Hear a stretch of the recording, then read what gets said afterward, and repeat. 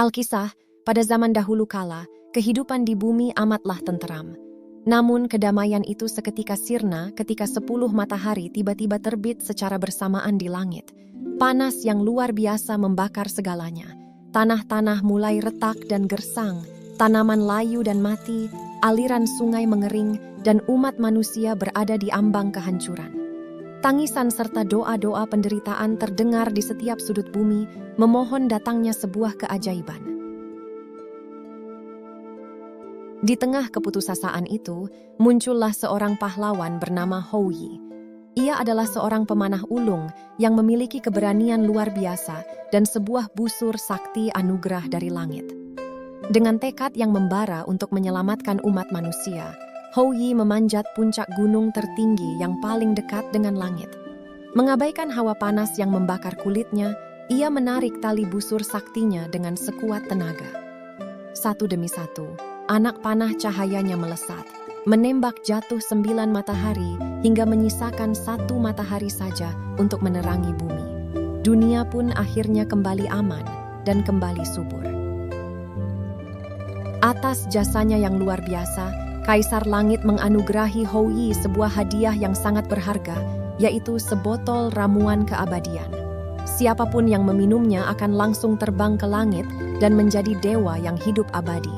Namun, Hou Yi sangat mencintai istrinya, Chang'e, seorang wanita yang sangat anggun, lembut, dan baik hati. Karena tidak ingin hidup abadi sendirian tanpa belahan jiwanya, Hou Yi memilih untuk tidak meminum ramuan tersebut. Ia mempercayakan botol giok berisi ramuan magis itu kepada Chang'e untuk disimpan dengan aman di rumah mereka. Namun berita tentang ramuan keabadian itu akhirnya terdengar oleh seorang murid Hou Yi yang berhati culas dan serakah.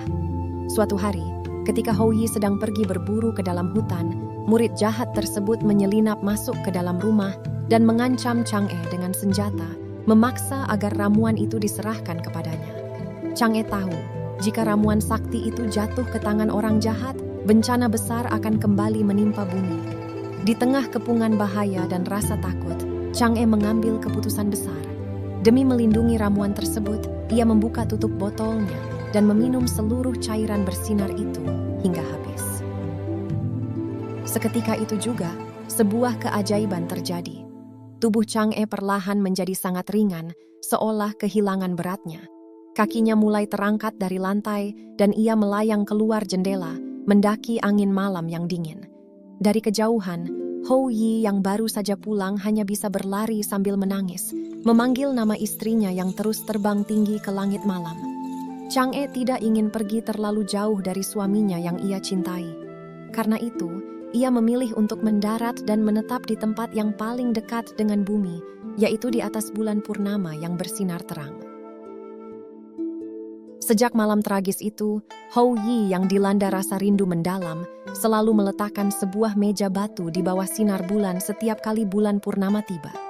Di atas meja itu, ia mempersembahkan makanan dan kue-kue bulat manis kesukaan istrinya. Kisah pengorbanan dan kesetiaan Chang'e ini terus dikenang dari generasi ke generasi. Hingga hari ini, setiap festival pertengahan musim gugur, masyarakat berkumpul bersama keluarga di bawah bulan purnama, menikmati kue bulan sebagai simbol kebersamaan, keharmonisan, dan cinta kasih yang tidak akan pernah pudar.